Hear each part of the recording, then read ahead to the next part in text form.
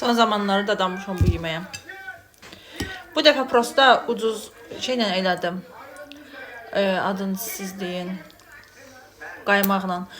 Ucuzla heç qəşəng olmur.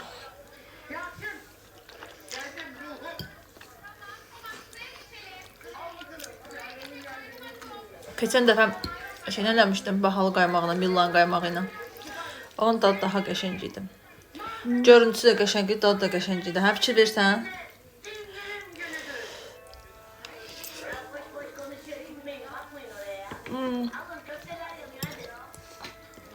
Dadı dur.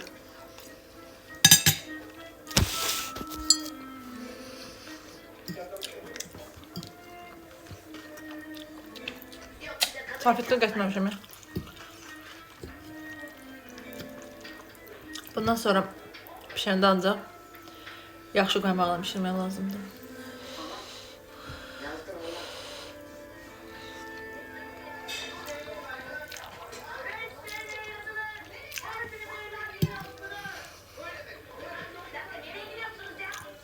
Bu salata da danmışıq. Uşaqlar çox sevirlər.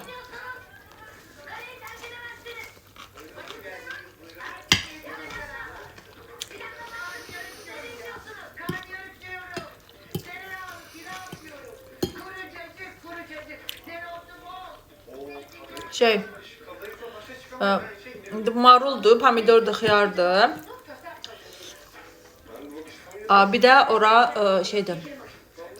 limon suyu, bir də zeytun yağı qatışdırmışam. Məndən olsa ona mən ayda nə qədər çox oldu nəsən? Məndən olsa mən ona soğan da vuraram. Prosta uşaqlar soğan yemir deyənəm. İnci daha doğrusu yemirdiğini vura bilmirəm.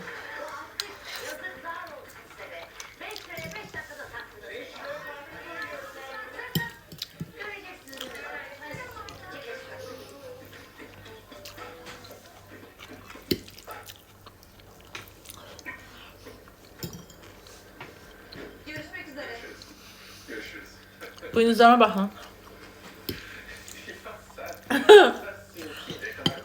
Dik qalıblar hamısı. Yatızdıra bilmirəm ki. Axır vaxtlarda şinyatsa çox yeyirəm. Başım qaşınmağa başlayıb indi.